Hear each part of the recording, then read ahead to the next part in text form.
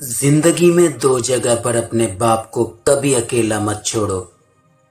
Number 1, जब तुम्हारा बाप कमाने के काबिल ना हो, क्योंकि वहां उन्हें तुम्हारी सबसे ज्यादा जरूरत होती है। नंबर 2, बीमारी की हालत में। जिस तरह वालिदैन बचपन में हमें प्यार से बड़ा करते हैं, जब वो बूढ़े हो जाएं, बीमार हो जाएं, तो हमें भी चाहिए कि उनका उसी तरह प्यार से ख्याल रखें।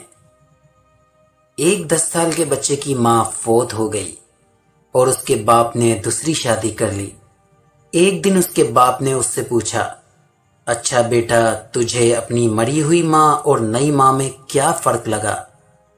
तो बच्चा बोला, मेरी नई माँ सच्ची है और मेरी मरी हुई माँ झूठी थी। ये सुनकर उसके बाप को झटका लगा और बोला, क्यों बेटा, ऐसा क्यों लगता है?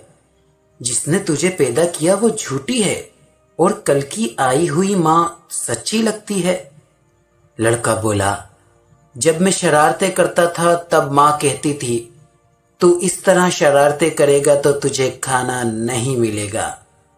मैं फिर भी शरारतें करते रहता और मुझे पूरे गांव से ढूंढ कर लाती, अपने पास बिठाकर अपने हाथों से खाना खिलाती थी।